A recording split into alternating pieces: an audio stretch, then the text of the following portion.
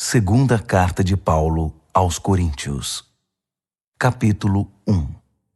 Eu, Paulo, fui enviado pelo Messias, Jesus, numa missão especial, planejada pelo próprio Deus. Escrevo à comunidade de Deus em Corinto e aos cristãos de toda a província da Acaia. Que todos os dons e benefícios que vêm de Deus, nosso Pai, e do Senhor Jesus Cristo, sejam de vocês.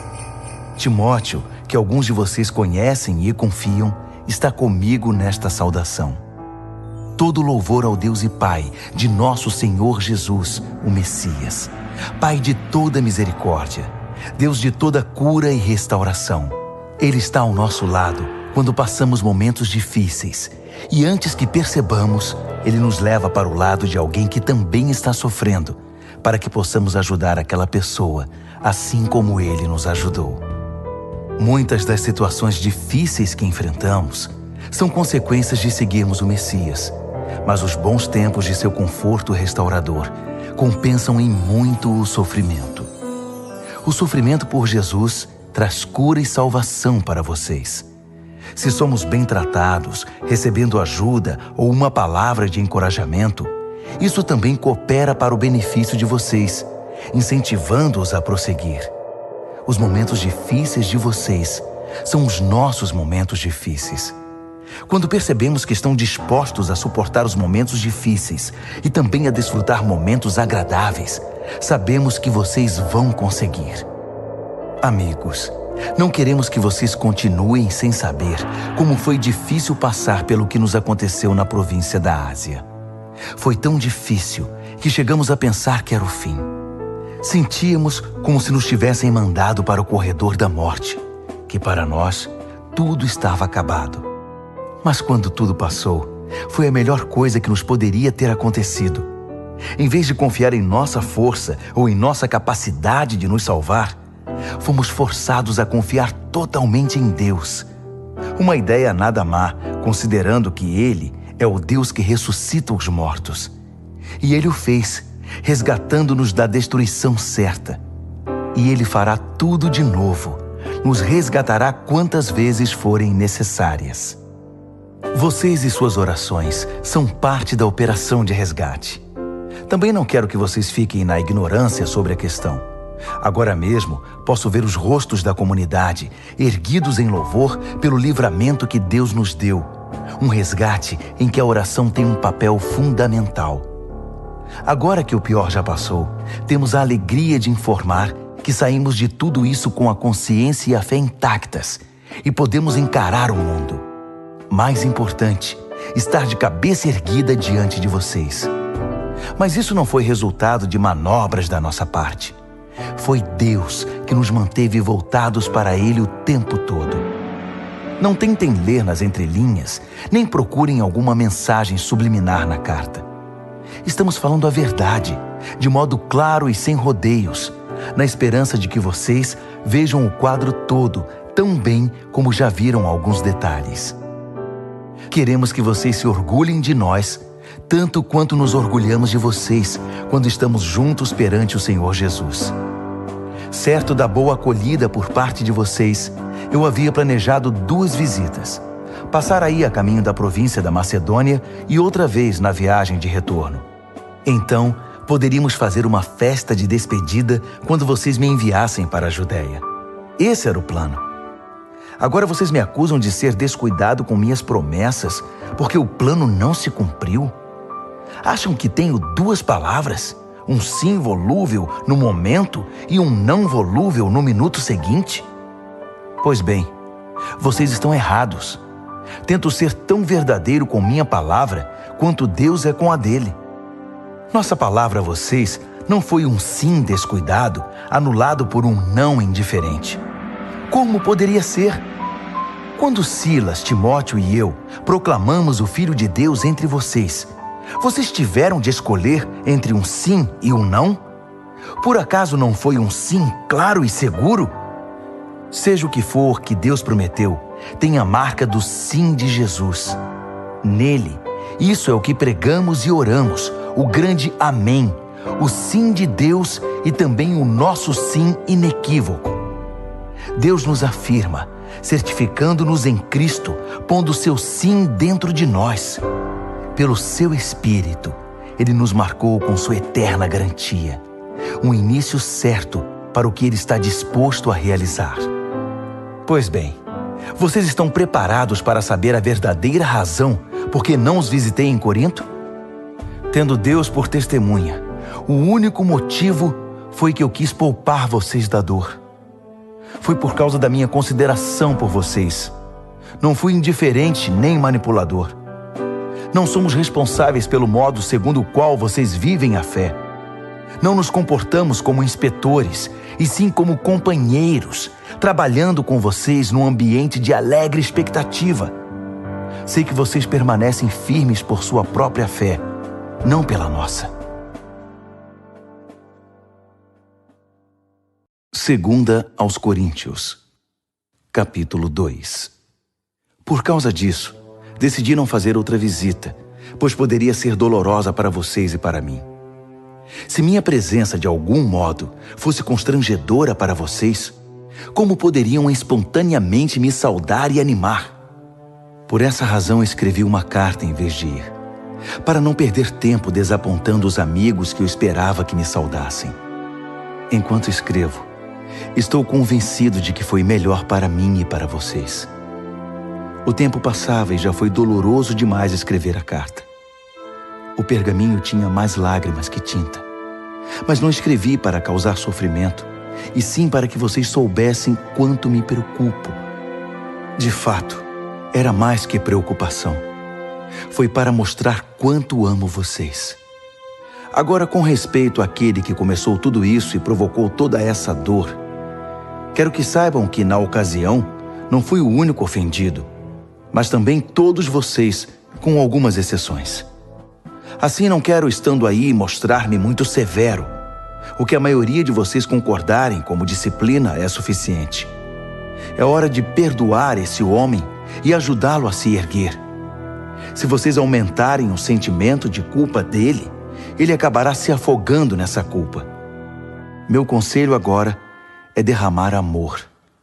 O propósito da minha carta não é exigir a punição do ofensor, mas levar vocês a se responsabilizarem pela saúde da igreja. Se vocês o perdoarem, eu também o perdoo. Não pensem que estou levando uma lista de ressentimentos pessoais. O fato é que estou me juntando ao ato de perdão de vocês, assim como Cristo faz conosco. Afinal, não queremos inconscientemente dar a Satanás uma abertura para causar mais dano. Estamos muito bem atentos para os seus caminhos dissimulados.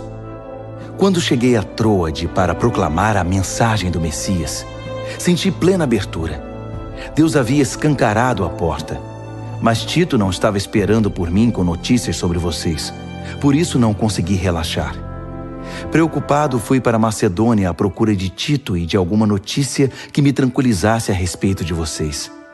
E consegui, graças a Deus. No Messias, em Cristo, Deus nos leva de lugar em lugar num desfile de vitória perpétua.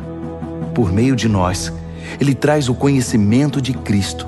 Aonde quer que vamos, o povo aspira o excelente perfume desse conhecimento. Por causa de Cristo, exalamos uma doce fragrância que sobe até Deus e é reconhecida pelos que trilham o caminho da salvação.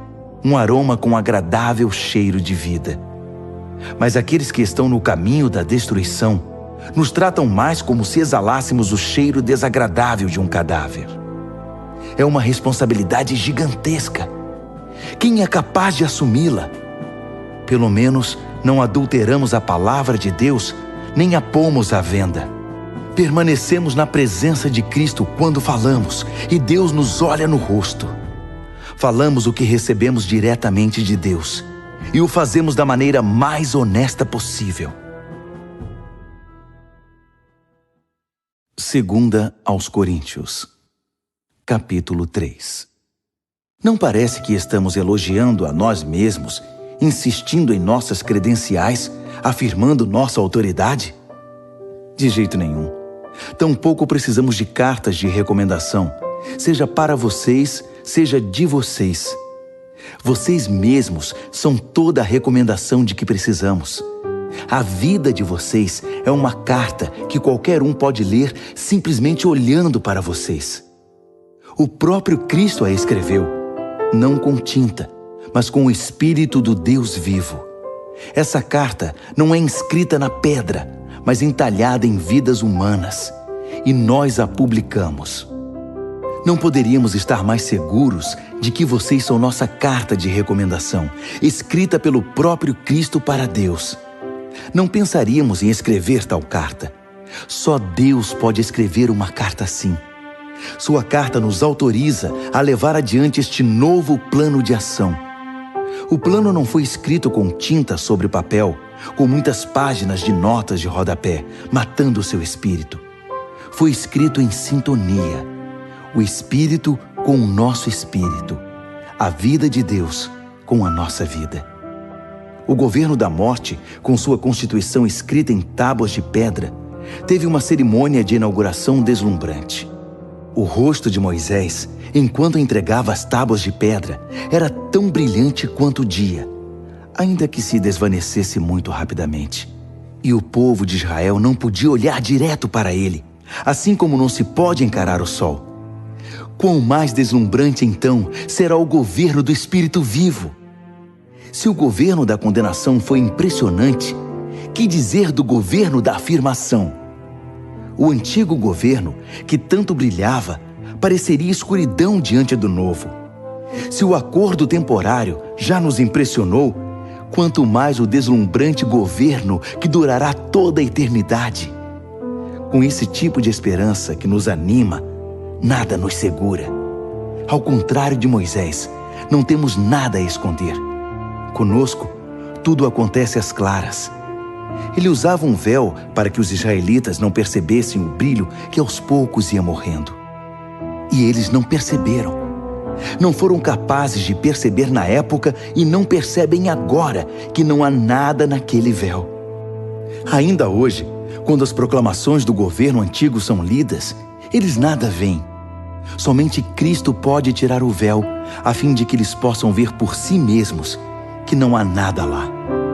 No entanto, quando eles se voltam para Deus como Moisés fez, Deus remove o véu e lá estão eles, face a face com o Senhor. Descobrem de repente que Deus é uma presença pessoal, viva, não uma peça de pedra esculpida. E quando Deus está presente, um espírito vivo, aquela constituição antiga e repressora, se torna ultrapassada. Estamos livres dela, todos nós. Nada mais fica entre nós e Deus. Nossa face brilha com o brilho de sua face. Somos transfigurados como o Messias, e nossa vida se torna cada vez mais deslumbrante e bela, à medida que Deus entra em nossa vida e nos tornamos como Ele. Segunda Carta aos Coríntios, capítulo 4. Considerando que Deus tão generosamente nos permite participar do que Ele tem feito, não vamos desanimar nem desistir, só porque às vezes enfrentamos tempos difíceis. Nós nos recusamos a usar máscaras e a fingir. Não manipulamos os fatos nos bastidores, nem deturpamos a palavra de Deus em proveito próprio. Pelo contrário, sustentamos tudo o que fazemos e falamos toda a verdade às claras, de modo que quem quiser possa ver e julgar por si mesmo na presença de Deus. Se a mensagem parece obscura para alguns, não é porque a escondemos. Não. É porque eles estão vendo ou buscando o caminho errado e se recusam a dar à mensagem a devida atenção. A única coisa que interessa a eles é o Deus das trevas desta época. Pensam que conseguirão dele o que desejam e que não terão que se preocupar em crer na verdade que não podem ver. Eles estão cegos para a deslumbrante luz da aurora da mensagem que resplandece com Cristo e nos permite ver a melhor imagem de Deus, o que eles jamais conseguirão. Lembrem-se de que a mensagem não é sobre nós mesmos. Nós anunciamos Jesus Cristo, o Senhor. Todos nós somos mensageiros, andarilhos de Jesus por causa de vocês. Isso começou quando Deus disse que a luz brilhe nas trevas. E nossa vida ficou cheia de luz quando vimos e compreendemos Deus pela face de Cristo, tudo belo e deslumbrante. Se olharem apenas para nós, vocês podem perder o brilho. Levamos a mensagem preciosa em vasos de barro, sem adornos, ou seja, em nossa vida. Isso é para impedir que alguém pense que o incomparável poder de Deus nos pertence. Vocês sabem que não temos muita coisa de nós mesmos. Estamos soterrados de problemas, mas não desmoralizados. Não sabemos direito o que fazer, mas sabemos que Deus sabe o que fazer. Estamos espiritualmente aterrorizados, mas Deus não nos abandonou. Caímos, mas não estamos derrotados. O que fizeram a Jesus, fizeram a nós. Julgamento, tortura, zombaria e assassinato. Jesus faz em nós o que fez entre eles. Ele vive. Nossa vida está em constante risco por causa de Jesus, o que faz a vida dele mais evidente em nós. Enquanto enfrentamos o pior, vocês conseguem o melhor. Não há silêncio sobre essa questão em nossa vida. Assim como o salmista escreveu, "Cri, por isso falei." Falamos daquilo em que cremos. E o que cremos é que aquele que ressuscitou o Senhor Jesus também nos ressuscitará e nos levará com vocês. Cada detalhe coopera para o progresso de vocês e para a glória de Deus. Mais e mais graça, mais e mais pessoas, mais e mais louvor. Portanto, não estamos desistindo. Como poderíamos? Ainda que por fora pareça que tudo está se acabando, por dentro, onde Deus está criando uma nova vida, não há um só dia em que sua graça reveladora não se manifeste. Os tempos difíceis nada são comparados com os bons tempos que estão por vir. A celebração sem fim preparada para nós. Há muito mais do que podemos ver. As coisas que agora vemos estão aqui hoje, mas desaparecerão amanhã. Mas as coisas que não vemos agora irão durar para sempre. Segunda Carta aos Coríntios, capítulo 5. Por exemplo, sabemos que quando o nosso corpo se desfizer, como uma tenda desmontada, será substituído por um corpo de ressurreição no céu, feito por Deus, não por mãos humanas. E nunca mais teremos de montar nossas tendas outra vez. O desejo de mudar às vezes é tanto que choramos de frustração. Em comparação com o que está por vir, a vida aqui se parece com a estada numa cabana caindo aos pedaços. Já estamos cansados disso.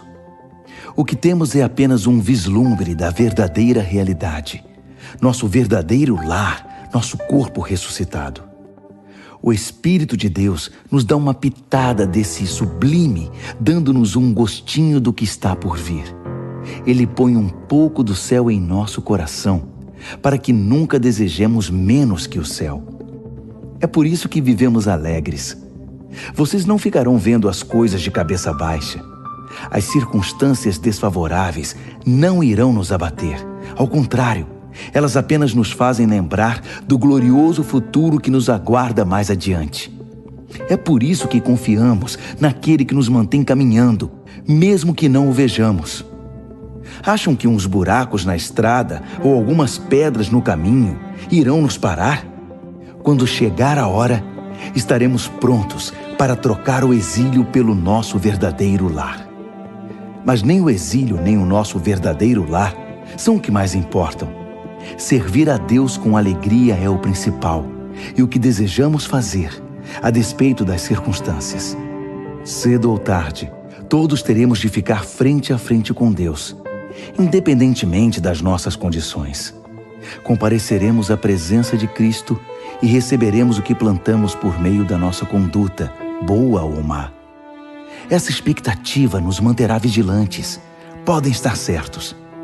Não é pouca coisa saber que todos um dia terão de enfrentar um julgamento.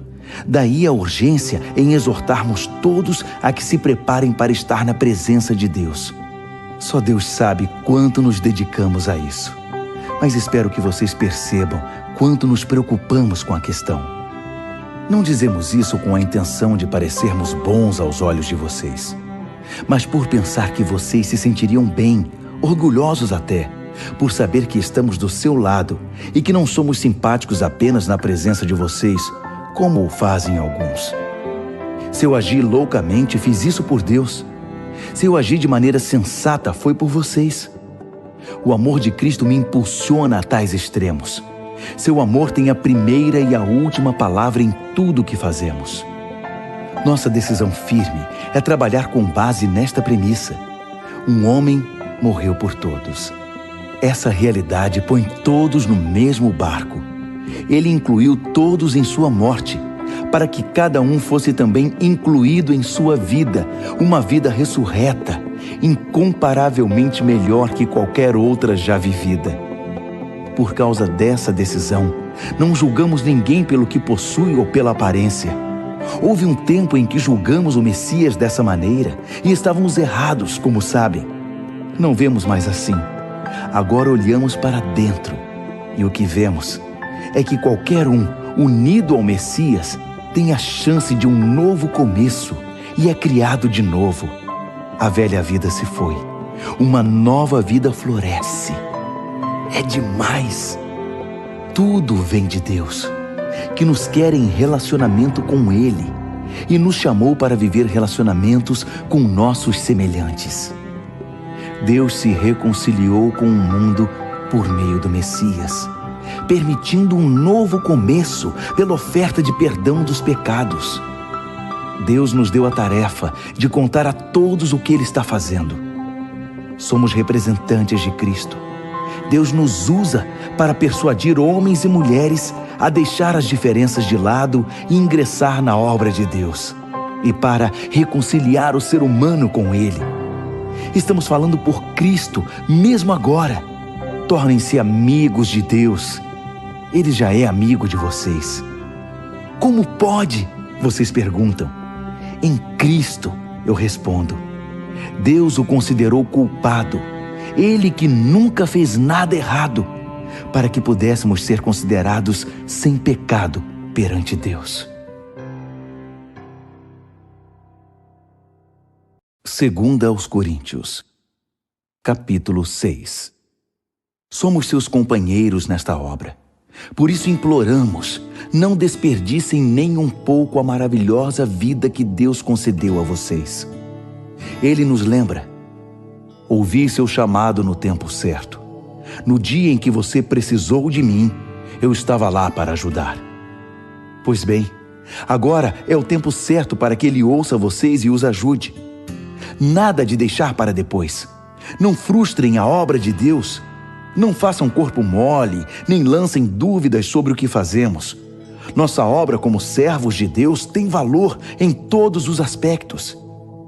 As pessoas nos observam enquanto estamos a postos, em prontidão, inabaláveis, em tempos difíceis, maus, trabalhosos. Quando somos espancados, encarcerados e envolvidos em tumultos, trabalhando duro até tarde da noite, às vezes sem comer, com coração puro, mente limpa e mão firme, com gentileza, santidade e amor honesto.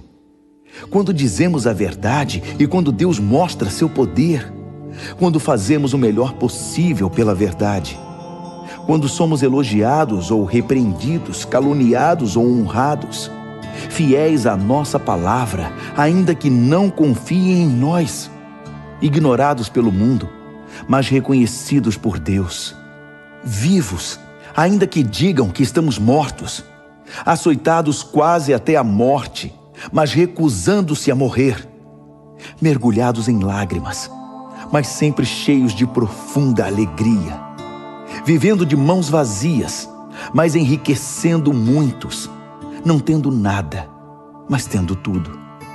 Prezados coríntios, não consigo expressar em palavras quanto desejo que vocês entrem nesta vida plena e cheia de possibilidades. Não queremos que se fechem assim. A pequenez que sentem vem de dentro de vocês. A vida que Deus dá não é pequena. Vocês é que a vivem de modo pequeno. Digo isso com franqueza e com grande afeição. Abram a vida, comecem a vivê-la plenamente. Não se tornem parceiros dos que rejeitam Deus. Não há como fazer parceria entre o certo e o errado. Não é parceria, é guerra. A luz é amiga das trevas.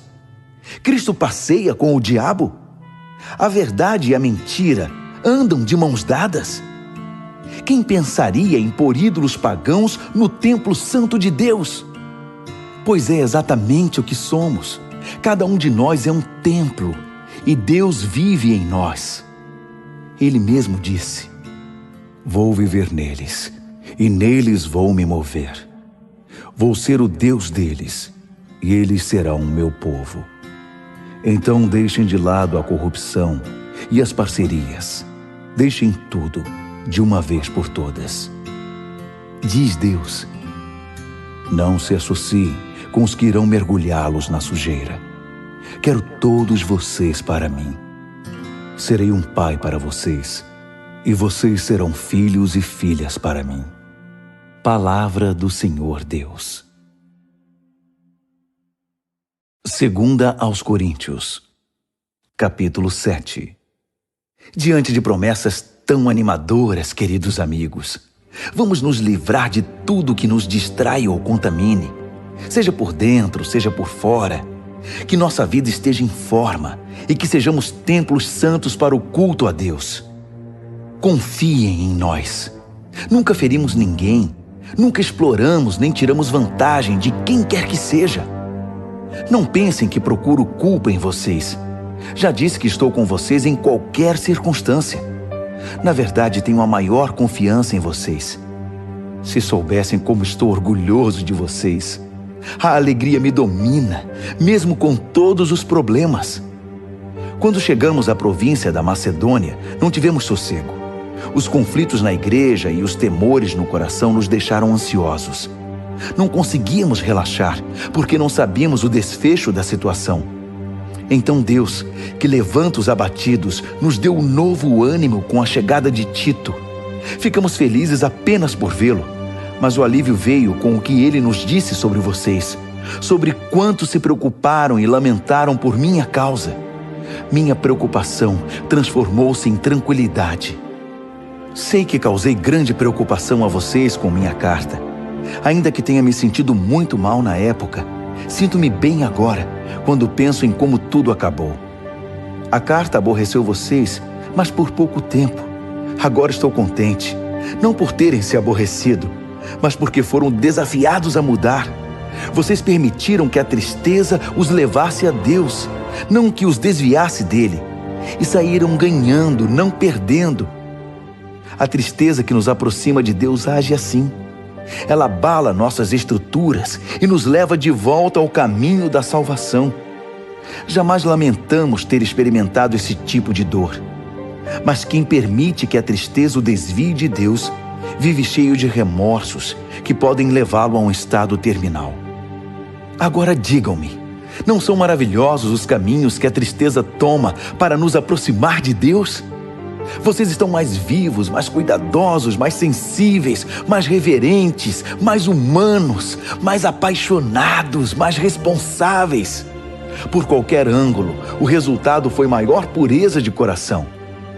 Era isso que eu estava esperando quando escrevi a carta. Minha maior preocupação não era com aquele que agiu errado, mas com vocês. Eu queria que vocês compreendessem e agissem de acordo com os profundos laços que nos unem diante de Deus. Foi o que aconteceu, e nos sentimos muito bem com isso. Então, quando vimos como Tito se sentiu, seu entusiasmo com a resposta de vocês, nossa alegria dobrou.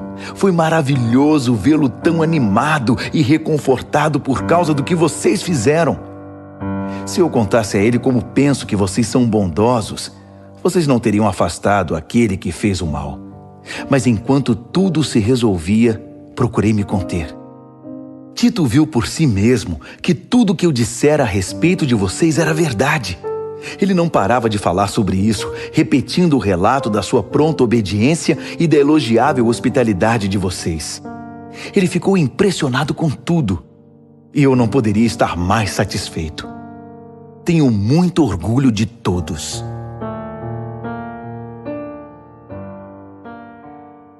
Segunda aos Coríntios, capítulo 8. Agora, amigos, quero comentar sobre os surpreendentes e generosos meios pelos quais Deus está trabalhando nas igrejas da província da Macedônia. Sérios problemas aconteceram naquelas igrejas, pressionando ao máximo o povo. Mas isso revelou o verdadeiro caráter deles. Inacreditavelmente felizes, ainda que desesperadamente pobres, a pressão motivou algo inesperado. Um rio de doações sinceras e generosas. Eu estava lá e vi. Eles contribuíam com tudo o que podiam, além das possibilidades deles, eu diria. Ajudar os cristãos pobres era um privilégio do qual não queriam abrir mão. Foi tudo espontâneo, tudo ideia deles. Fomos apanhados desprevenidos. A explicação é que eles, antes de tudo, se entregaram sem reservas a Deus e a nós.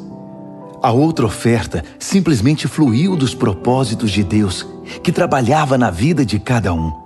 Foi por isso que eles nos convenceram a pedir a Tito que trouxesse a oferta para vocês, para que aquilo que começou tão bem pudesse ser concluído. Vocês já fazem bem muitas coisas.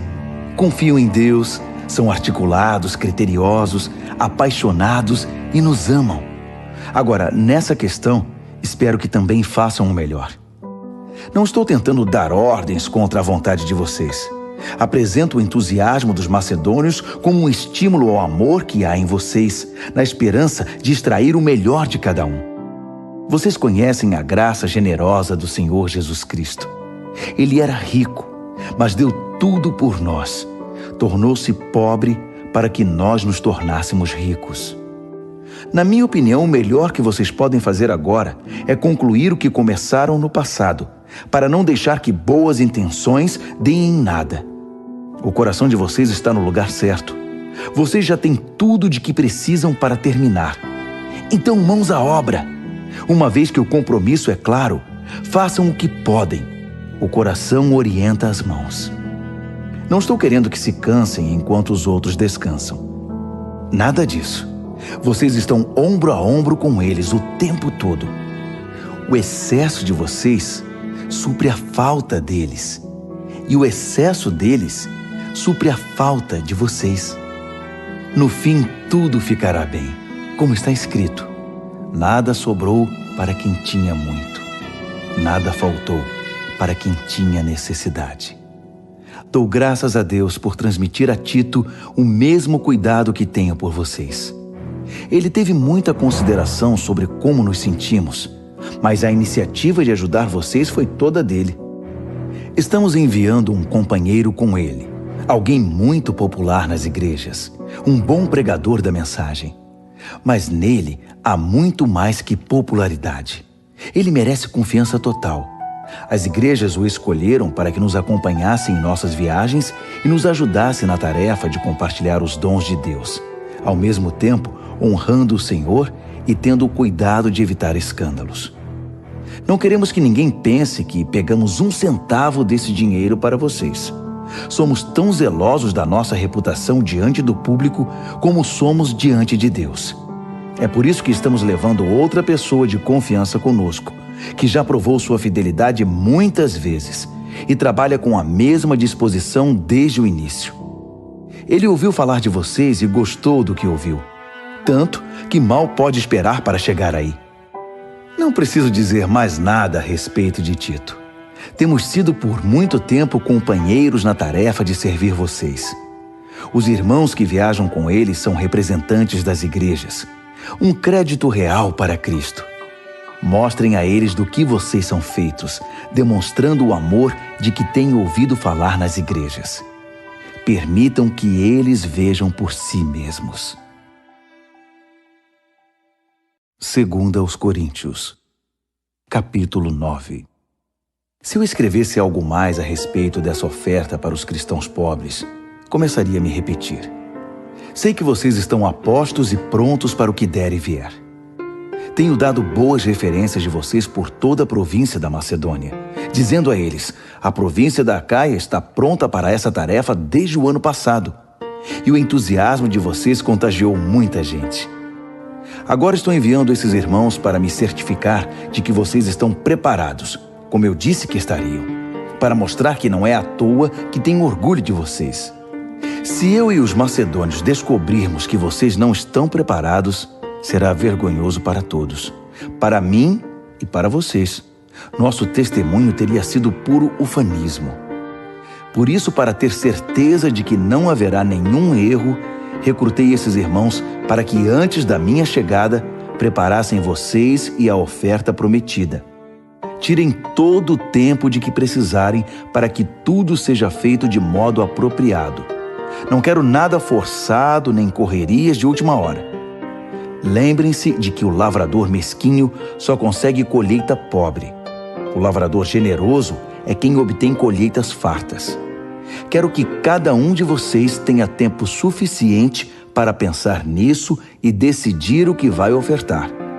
Essa medida evitará que se lamentem depois por ofertas dadas sob coerção. Deus ama o doador que se alegra com a doação. Deus pode derramar bênçãos das maneiras mais surpreendentes. Portanto, estejam preparados para qualquer situação, mais que simplesmente preparados para fazer o que precisa ser feito. Como disse um salmista, ele lança avisos aos ventos, dando aos necessitados com liberalidade. Seus meios justos e bondosos nunca se esgotam, nunca se desgastam. O Deus generoso que dá a semente ao lavrador, a qual se transforma em pão e chega à mesa de vocês, é mais que exagerado em abençoá-los. O que Ele dá, vocês podem passar adiante. Isso cresce em vidas amadurecidas, fortes em Deus, ricas em todos os sentidos. Assim, vocês podem ser generosos em todos os sentidos e louvar a Deus conosco. Levar adiante essa obra de ação social envolve bem mais que saciar as necessidades básicas dos cristãos pobres. É um gesto que produz numerosas ações de graças a Deus. É um estímulo para que vocês vivam o melhor que puderem, demonstrando gratidão a Deus pela obediência ao significado pleno da mensagem. Vocês mostram gratidão com ofertas generosas aos irmãos em necessidade e assim se mostram gratos diante do mundo. Enquanto isso, por terem sido contemplados com a riqueza de Deus, a reação deles será orar por vocês, intercedendo de maneira apaixonada por qualquer necessidade que vocês tenham. Agradeçam a Deus pela oportunidade. Nenhuma língua é capaz de expressar os reais benefícios desse dom. 2 aos Coríntios, capítulo 10. E agora um assunto pessoal, mais urgente. Escrevo na disposição gentil, porém firme de Cristo. Ouvi comentários a meu respeito de que sou subserviente e fraco quando estou com vocês, mas rude e exigente quando escrevo. Por favor, não me obriguem a ser rígido quando estiver com vocês. Não pensem que vou hesitar um só minuto em me opor aos que me consideram oportunistas sem princípios. Eu os farei calar a boca. O mundo é sem princípios. É uma selva lá fora. Ninguém joga limpo. Mas o cristão não vive nem age desse modo. Nunca nos comportamos assim e jamais o faremos. As ferramentas que usamos não são para propaganda ou manipulação, mas para demolir esta cultura dominante e corrupta.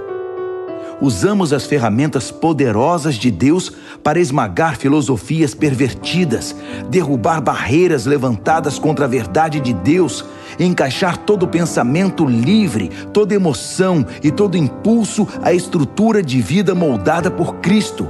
Nossas ferramentas estão preparadas para limpar o terreno e edificar vidas pela obediência rumo à maturidade. Vocês não conseguem ir além do óbvio. Enxergam apenas as árvores, não a floresta. Se procuram um exemplo claro de alguém que está do lado de Cristo, por que me descartar tão rápido? Acreditem, estou absolutamente seguro da minha posição em Cristo. Vocês podem pensar que exagero na autoridade que Ele me deu, mas não estou recuando. Meu compromisso é com o propósito de edificar, não de destruir vocês. E por que essa conversa sobre eu estar amedrontando vocês com minhas cartas? As cartas dele são poderosas, mas pessoalmente ele é fraco, só balbucia. Isso não tem o menor cabimento. O que escrevemos quando estamos longe é o mesmo que afirmamos quando estamos perto. Somos exatamente a mesma pessoa, em carta ou pessoalmente. Entendam, não queremos nos comparar àqueles que se julgam superiores a nós. Não ousamos tanto. Além disso, com toda essa comparação, medição e competição, eles acabam perdendo o rumo. Não vamos fazer reivindicações extravagantes porque estamos presos aos limites estabelecidos por Deus. Mas não pode haver dúvida de que esses limites incluem vocês. Não estamos invadindo o território de ninguém. Afinal, já estivemos aí com vocês. Fomos os primeiros a chegar com a mensagem de Cristo, lembram? Então, como pode alguém achar que ultrapassamos os limites ao escrever para vocês ou visitá-los? Não estamos lucrando à custa do trabalho honesto dos outros, nem interferindo nos ministérios deles, exigindo um lugar ao sol com eles. O que esperamos é que vocês, quando crescerem na fé, também tomem parte em nossa obra, que está em expansão. Assim, todos nós estaremos dentro dos limites que Deus estabelece quando proclamamos a mensagem em lugares além de Corinto. Mas não temos a intenção de trabalhar em cima do que outros têm feito, nem de levar o crédito disso. Se vocês querem exigir o crédito, que o crédito seja de Deus. O que vocês dizem a respeito de vocês mesmos não significa nada na obra de Deus. É o que Deus diz a respeito de vocês que faz diferença.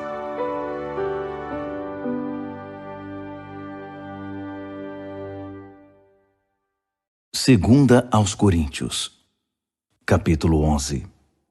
Podem me aguentar mais um pouco? Por favor, tenham paciência comigo. O que me deixa tão abatido é que me preocupo demais com vocês. É a paixão de Deus queimando dentro de mim. Prometi a Cristo a mão de vocês em casamento, apresentando-os como uma virgem ao seu marido. E agora receio que, assim como a serpente seduziu Eva com sua fala mansa, vocês estejam desviados da pureza simples do seu amor por Cristo. Tenho a impressão de que se alguém aparecer pregando um Jesus diferente do que nós pregamos, em espírito e em mensagem, vocês irão aceitá-lo sem problemas. Mas se vocês aceitam essas celebridades apostólicas, por que não me aceitam simples como sou? Sou tão digno quanto eles. É verdade que não domino a técnica daquela eloquência suave que tanto impressiona vocês. Mas quando abro a boca, pelo menos sei do que estou falando. Não escondo nada. Deixo vocês por dentro de tudo. Será que cometi um erro ao proclamar a mensagem de Deus a vocês sem pedir algo em troca? Ao servir vocês sem nenhum custo, para que não se sentissem pressionados por mim? Com as outras igrejas foi diferente, pois elas me pagaram. Tudo para que vocês me tivessem de graça. Nem mesmo quando vivi entre vocês, alguém precisou mover um dedo para me ajudar. Minhas necessidades eram todas supridas pelos cristãos da Macedônia. Preocupei-me em nunca ser pesado a vocês e nunca serei. Contem com isso. Cristo é minha testemunha de que isso é questão de honra para mim. E sobre isso não vou me calar para proteger vocês do que os outros vão pensar. Não é que eu não ame vocês, Deus sabe que amo. Estou apenas tentando pôr as coisas em pratos limpos. Não estou mudando de opinião. Prefiro morrer a pegar o dinheiro de vocês. Não dou motivo a ninguém para dizer que sou como aqueles pregadores, narcisistas e ávidos por dinheiro. Eles são um bando de infelizes, pseudo-apóstolos, pregadores de mentira, corruptos. Fazem pose de agentes de Cristo, mas são falsos até a raiz. E não é de admirar. Satanás faz isso o tempo todo, disfarçando-se de anjo de luz. De modo que não devemos ficar espantados quando seus servos se apresentam disfarçados de servos de Deus, mas não vão conseguir nada. No fim, pagarão caro por isso. Permitam-me voltar ao ponto de partida. E usem isso contra mim se me passo por tolo. Ou, se preferirem, apenas aceitem que sou um tolo e me permitam falar como tal. Não aprendi a falar assim com Cristo. Não. É um mau hábito que aprendi desses pregadores que fazem tudo para agradar os outros, tão em moda hoje em dia. Já que vocês se sentam no banco para ouvir esses enganadores, podem muito bem aguentar alguma tolice da minha parte. Vocês têm uma admirável tolerância com impostores que roubam sua liberdade, exploram, cegam, rebaixam e até agridem vocês. Eu não deveria admitir, mas não tenho estômago para ver isso. Uma vez que vocês admiram tanto os egomaníacos do púlpito, aqui é o velho amigo de vocês, o tolo, falando. Deixe-me esclarecer uma coisa. Eles se gabam de ser hebreus, israelitas, a raça pura de Abraão? E daí? Eu também sou. Eles são servos de Cristo? Sou muito mais. Nem acredito que estou dizendo isso. É loucura falar desse modo, mas já que comecei, agora vou terminar. Ora, trabalhei muito mais que eles. Fui mais vezes encarcerado. Fui espancado mais do que posso contar. E em vários momentos estive às portas da morte. 5 vezes levei as 39 chibatadas dos judeus, 3 vezes espancado pelos romanos, 1 vez fui apedrejado, naufraguei 3 vezes e fiquei 1 dia e 1 noite perdido no mar. Em viagens difíceis, ano após ano, tive de atravessar rios, enfrentar ladrões, lutar com amigos e inimigos. Estive em risco na cidade, em risco na zona rural.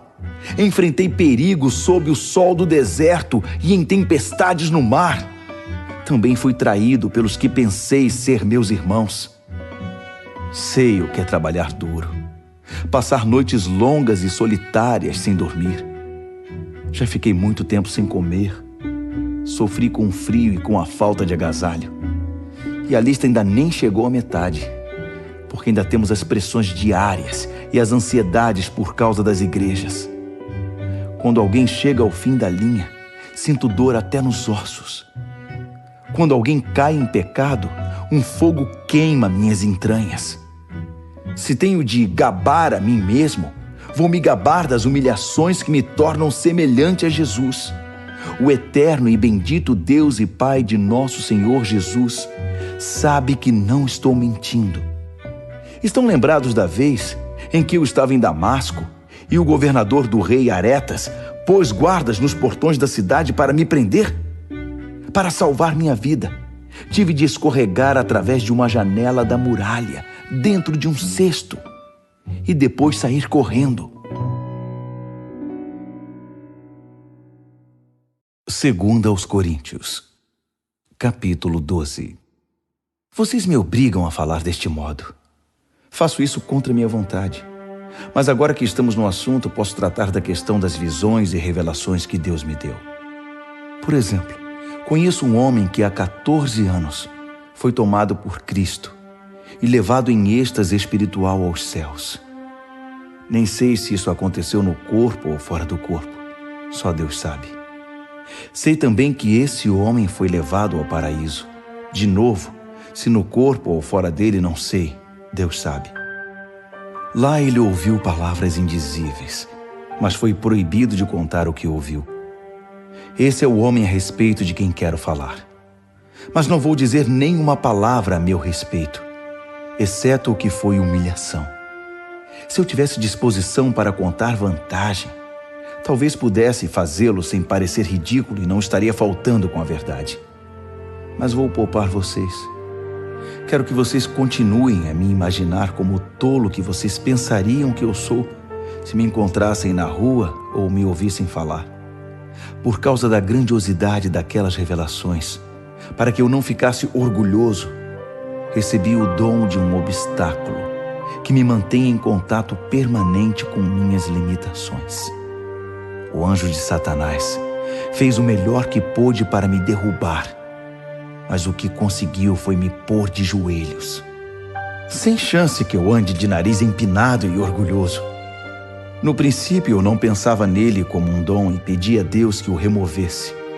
Repeti o pedido 3 vezes. Então, ele me disse: minha graça é o bastante. É tudo de que você precisa. Minha força brota da sua fraqueza. Assim que ouvi isso, achei melhor me resignar. Desisti de ficar pensando na limitação e comecei a apreciar o dom. Foi uma oportunidade para que a força de Cristo trabalhasse na minha fraqueza. Agora enfrento com alegria essas limitações, com tudo que me torna pequeno. Abusos, acidentes, oposição, problemas. Simplesmente permito que Cristo assuma o controle. E quanto mais fraco me apresento, mais forte me torno. Muito bem, vocês conseguiram. Continuo até aqui agindo como tolo. Mas a culpa não é toda minha. Vocês me fizeram agir assim.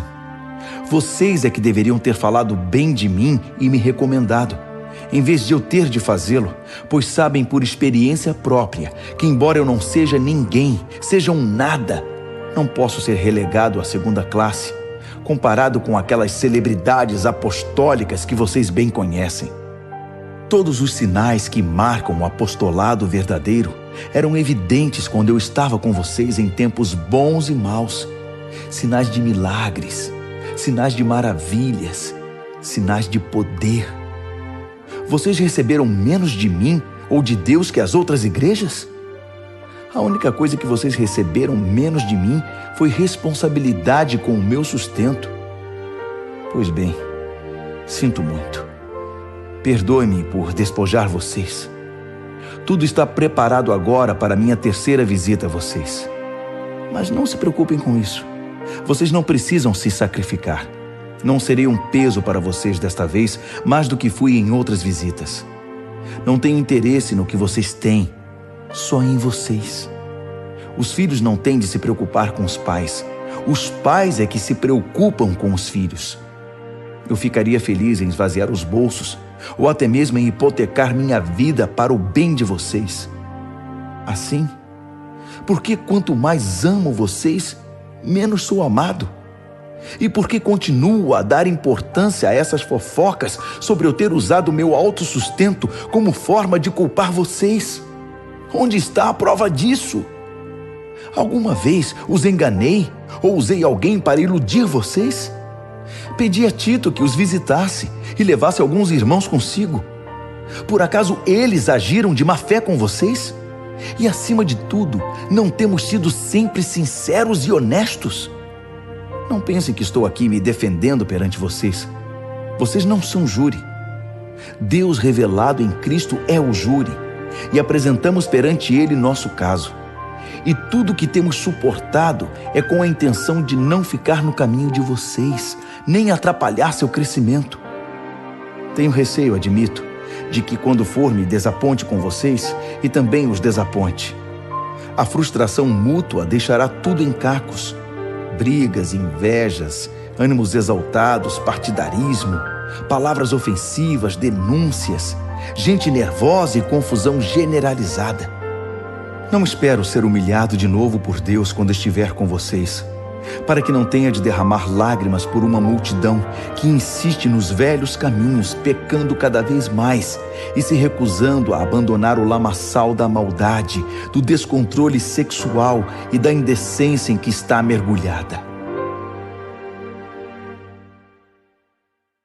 2 aos Coríntios, capítulo 13. Muito bem, minha 3ª visita está chegando. Lembram-se daquele texto das Escrituras? Uma questão é definida com o depoimento de 2 ou 3 testemunhas? Por ocasião da minha 2ª visita, avisei aquele grupo que permanece enredado nos velhos pecados que quando eu voltasse, não seria tolerante com eles.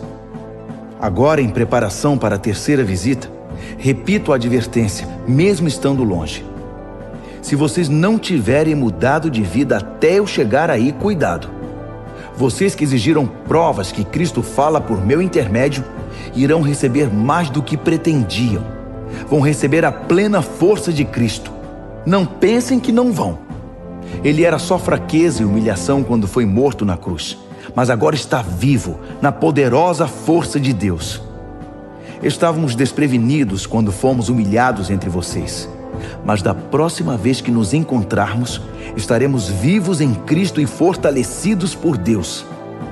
Testem-se para saber se estão firmes na fé. Não se enganem, pensando que tudo está garantido. Criem o hábito do autoexame.